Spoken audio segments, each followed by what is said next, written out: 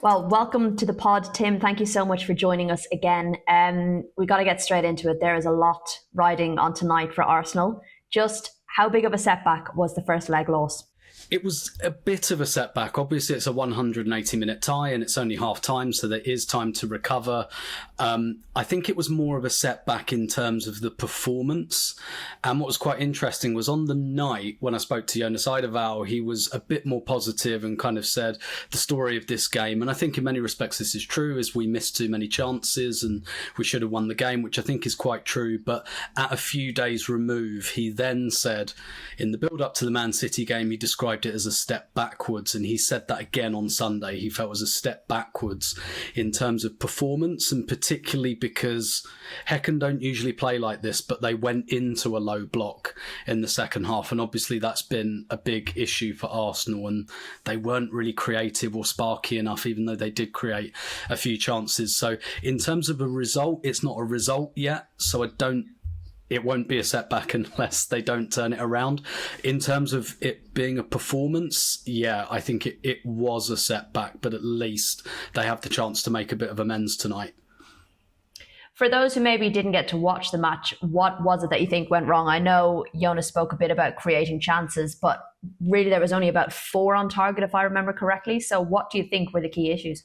I think there were a couple of issues. One was that Arsenal didn't take their chances. They had a brilliant chance in the first half with Rosa Kafaji, and she lifts her shot too high, hits the bar. I think Arsenal hit the woodwork twice, maybe 3 times in the game. So there's a little bit, and that has been a theme for Arsenal and continues to be a theme. Even on Sunday against Man City, they scored twice, but they should have scored more. So in one respect, there is that, are they clinical enough? They weren't clinical enough in that first leg. But at the same time, particularly in the second half, there was a lot of kind of huffing and puffing, a lot of kind of crosses into the box, which were not really going to anyone and just getting cleared, and then pass side to side and cross, which gets cleared. Like, for the amount of the ball that Arsenal had, they didn't generate enough threat, even though they did generate some threat. So, but then they got caught by Hecken, and to be fair, the goal that Hecken score, they have an almost identical chance about 5 minutes earlier, which they don't score. So like, Arsenal had a little warning, and in terms of the way Hecken play and the way they create chances, that they kind of didn't take. So really it was a case of, but in both penalty areas, they weren't clean enough. That's really the story of the first leg, I think. And you touched on how Hecken kind of set up defensively, which was unusual for them. Can you tell us a little bit more about what their style of play is normally like? Do you think, obviously, they looked at Arsenal and said, this is something they struggle to deal with, so let's do that tonight? Yeah, I think that the way Hecken usually play, they're a lot like Everton in the WSL. So the way Hecken play is they take lots of risks playing out from the back. Like, they really, really, and it's not just 1 or 2 passes between the goalkeeper and the centre-backs. They will continue to play with the ball in their own area. And that's by design, the same reason Everton do it, because what they want to do is they really want to tempt teams onto them and then play into the space. And it's really high risk, high reward stuff. And the chance Rosa Kafaji has where she hits the bar, that's literally just because Hecken pass Arsenal the ball on the edge of the area. They get it wrong and Arsenal are through 1-on-1, and that can happen, and it does happen against teams like Hecken. But at the same time, with the goal and the chance they score, they show you why they play that way, because what they want to do is they want to get 7 or 8 of your players surrounding them, and then there's loads of space everywhere. And what Hecken did in the first leg, I mean, effectively, because they won the game, but they did it almost blind quite a lot, is they just smash the ball out wide, because they rely on the fact that all of your players have abandoned their post effectively. And they generated 2 very good chances doing that. They also just smashed the ball to no one quite a lot, to be honest. They really did do it blind quite a lot, but it worked once, and it only needed to work once. So that's kind of what they'll start off trying to do. They didn't really do that in the second half, and I didn't speak to the Hecken manager, so I'd love to know whether that was they thought, yep, we're 1-0 up, or it's 0-0 and Arsenal struggle against this, or whether they felt they were forced into doing that by Arsenal. But I would expect in the second leg that at the start, Hecken will go back to what they usually do. And you'll remember in the Champions League last season, they were in a group with Chelsea, with PSG. They still played that way and they still got some good results doing it. So they're not usually a team that compromises, but obviously as the game goes on, if Arsenal aren't ahead, I would fully expect the game to take that shape again. And it is quite risky because Arsenal are actually generally pretty good with their press. They're pretty good at putting teams under pressure and nicking the ball in those high areas. So definitely a risky business from Hecken. Arsenal didn't get that press right. And actually, I don't think it's a massive coincidence that when they played City on Sunday, 3 of that front 4 changed. And some of that was about the game plan for City, but I think some of it, Jonas has said, we know what we did wrong in that game. I'm 95% certain that what he means is that Arsenal's pressure was not good enough. Their high press wasn't good enough, and they were perhaps a bit too nervous about what Hecken might do to really put it on and take the ball off them. What has the reaction been like from Arsenal fans following that first leg? I know obviously they went through it last season. There's probably some nightmares from last season about not qualifying. Do you sense, is there a sense of optimism or a sense of concern ahead of this deciding leg? Definitely concern, I'd say. I think a lot of people, if you ask them in a private moment, would say that they expect, not take it for granted, but expect that Arsenal will turn this round, not easily and not...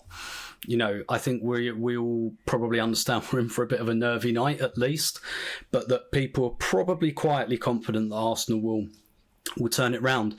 The issue is a lot of the fan base has gone to a place now where everything's a referendum on the manager. A lot of people have lost faith in the manager, and when that happens, every bad result is causes that that sense of doom and concern, and particularly in the manner that Arsenal lost the first leg. I don't think that's unfair. We saw some of the same issues we saw with low blocks. We saw, Arsenal really struggling to look creative and look alive in that situation. So I think the marriage of the result, but also the sense that we'd seen this before, that is concerning people.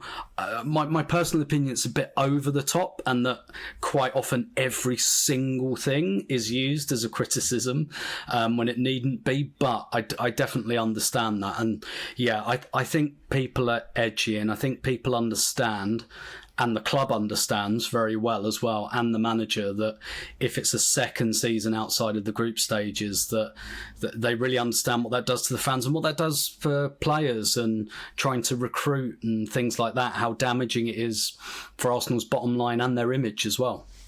Is that, is there's something on the line there then for Jonas? Should this result not go their way? Or more broadly, I guess, the club, they'd already planned for 3 games to be at the Emirates should they get to the group stages.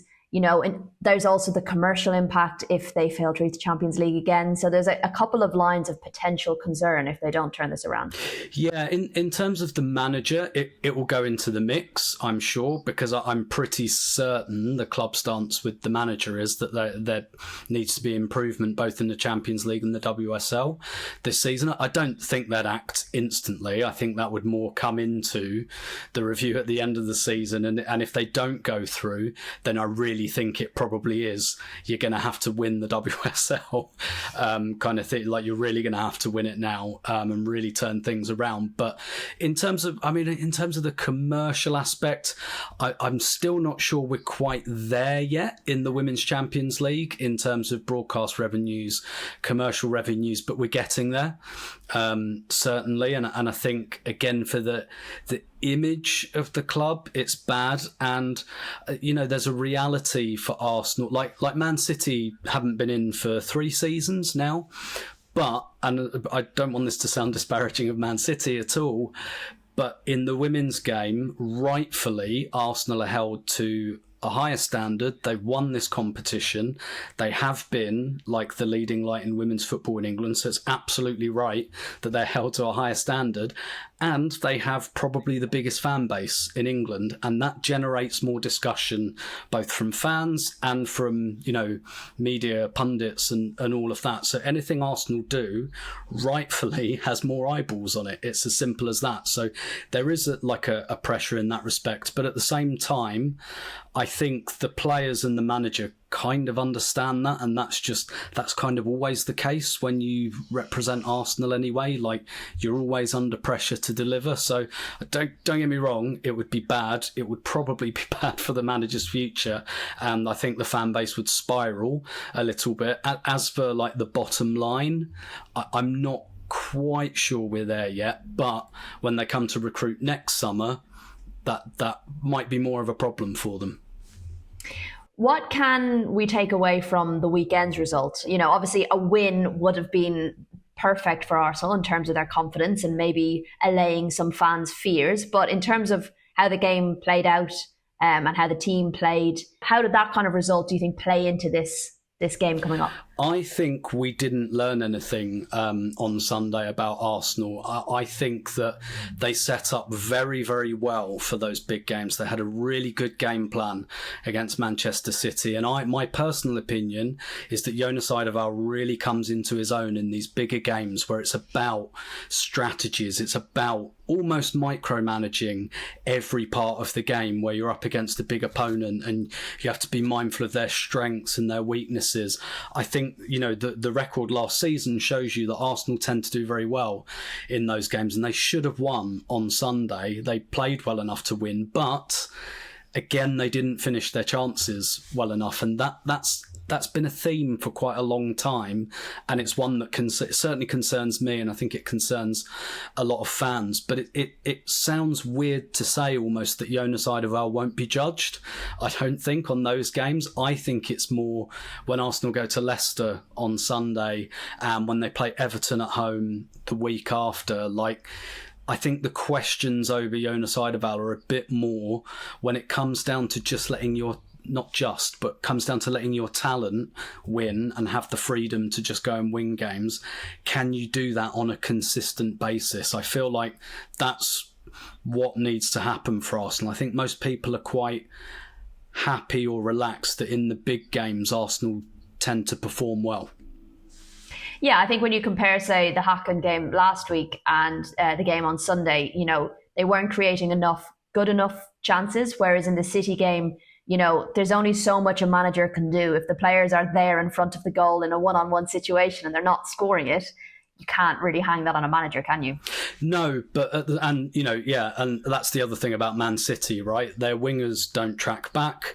Their two number 8s were Vivian Miedema and Jess Park, who are not exactly defensive midfielders. Even their defensive midfielder, Yui Hasegawa, who's one of the best in the game in that position, has been kind of remoulded from a number 8. So City are a team that are quite open if you want to counter them. Whereas it's the games where teams don't do that. I think on the question of the finishing, I think in isolation, you're right. The manager's job is to put the team in positions where they create chances, and then it's down to the players to execute. I think the issue for Jonas is that this is his 4th season and these are his players. These are the players he's chosen. He's either bought them or extended their contracts. And I think there are many good reasons that Vivian Miedema left, but while you're not finishing chances and you've made a decision to let a player like that go, it just is going to come back at you. It's as simple as that. So in isolation, I think you can divorce those things, but I think the bigger picture is that this is the squad Jonas Eidevall's chosen, and if it has that flaw, that does essentially come down to his recruitment and retention. That's a good point. I didn't kind of think of that, maybe because we're so early on in the season. It will be interesting to see how they get on this season with the decisions and the players that they've made. He spoke a lot in pre-match as well, or maybe it was because he was asked about progress and whether he felt he was making progress. And, it's that difficult thing of like people saying, okay, you've won a Conti Cup, but in terms of progress, what is the goal, the end result? I know the teams are always trying to progress, but it was an interesting discussion where he kind of talked about how progress is a constant thing. Yeah. I mean, what he was kind of getting at is something he'll know about the position he's kind of in, which is it's his 4th season in charge. So in your 1st and 2nd season, you can cite progress. And at the same time, he was saying in his answer, well, if we want to get to where we need to get to, winning the league, challenging to win the Champions League, we need to make progress. But he knows that he cannot, in May, just point to progress anymore. Like, we're past that stage. He's going to have to point to a big trophy or something close to it. And I think he knows that. And I don't think that will keep him up at night. I think he'll have known that ever since he took the job. But yeah, it's that dichotomy between they do need to make progress, but progress cannot be the end goal. They need something tangible. And that means one of the big trophies, because again, they've won the Conti Cup the last 2 years. And a lot of that is because to win the Conti Cup, you have to beat Chelsea and or Man City. And Arsenal are quite good at doing that. But it's more the humdrum, the week to week, Leicester at home, Leicester away, Everton at home, that kind of thing. Can they do that constantly, like every week, like Emma Hayes Chelsea did for many years, just like knock those teams out of the way? And they didn't even think they cared that much about how well they played in those games sometimes. Like they were just, they just had this sense of, we're better than that team, so we're going to beat them, and that's kind of the end of it. So yeah, Arsenal do need to progress, but like Jonas knows full well he can't, like, progress as an end, like it's a means to an end. It can't be an end in itself anymore. Yeah, absolutely. Looking to tonight then, what changes does Eidevall need to make in order to overturn this 1-goal deficit? You touched on it there about the Sunday game and whether the changes that were made were also maybe a slight nod to the Hecken game. Do you think we're going to see a change up front tonight? Yeah, I think so. From the first leg, I do expect Caitlin Ford to keep her place on the right. There are a few positions in the Arsenal team which are kind of up for grabs. Like Madiona's come in playing off the left. I think she'll stay there. But on the right, you've got this kind of battle between Mead and Ford at the moment. And I think for this game, Jonas might think that the playing Caitlin for the first 60 minutes and bringing Beth on to score a goal might be a good model for this game as well. Then there's the number 10 position. That's kind of, no one's nailed that down. So that might be Rosa Kafaji, that might be Frida Mornham. I suspect, again, it will be Frida to start and Rosa Kafaji to come on. I think that he'll look at this game and he'll think about the substitute, like a lot of top managers, he'll think about, who do I want to start this game? Who do I want to finish this game?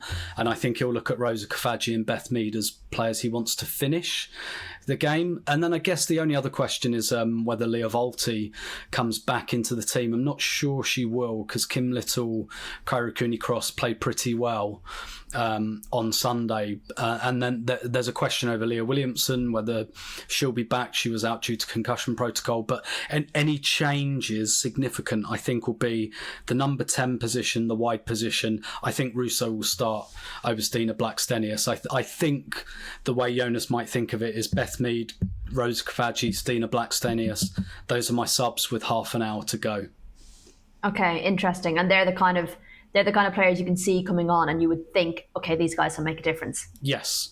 Yeah. And whereas like Frida, Caitlin Ford, we saw this on Sunday as well. They're quite good structure players. So quite good players to have like for the first 60 minutes. But when the game gets a bit more stretched and chaotic, I think we saw this on Sunday. It's Rosa Kafaji who combines with Beth Mead for the equaliser. I just wonder if you'll think, okay, that might be the way this game goes. And maybe on 60 minutes, if we still need a goal, those are two or three very good elements to bring into the game.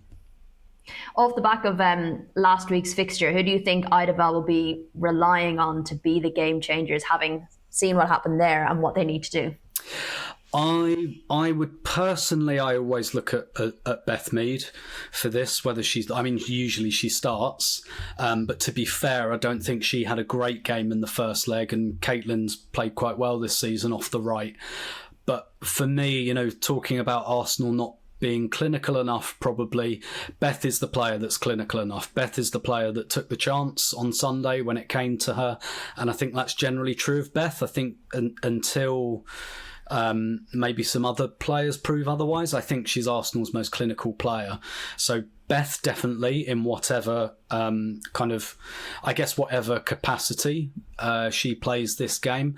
I think Frida Mornham's had a good start to the season as well. She struggled last year because I don't think she started 2 games in a row at all last season, whereas she has now. And I do think that she's beginning to establish maybe a little bit of a rhythm as well. And if we are playing a deep block, it might need a long shot, and Frida's got a very good long shot on her. Yeah, absolutely. I do think that's something Arsenal are missing is, just taking a shot from outside the box every once in a while. It doesn't seem to happen very much. Okay, how do you see things going? Do you think they can turn this around and that we'll see Arsenal in the group stages of the Champions League again? I do, yeah. I think there was such a lack of energy in the first leg performance. I think, Jonas has talked about sometimes you need a performance like that to remind players of some of the basics. And I think the thing he'll have been most unhappy about was the intensity. So I'm kind of expecting Arsenal to fly at this one, both because if you do that to Hecken, you can take the ball off them. But also, I do think there'll be an element to which a lot of these players, a lot of the team talk will be, you didn't do it last week, go and do it this week. So I do expect Arsenal to be intense from the very, very start. If they get a goal, like if they make it 1-1 at any point in this, I would back them to win. I think if Hecken go through, it'll either be because they hold on to the 0-0, or maybe they get the goal and go 2-0 up on aggregate. I think if Arsenal score the first goal in this game, I fully expect them to go through. Okay, well, for our sake, I really hope they do here at Upfront, because we love as many English teams in the Champions League as possible. And for your sake at Arsblog, we do hope they go through as well. Enjoy the match tonight. Thank you so much for chatting to us. Yeah, my pleasure. Thanks for having me.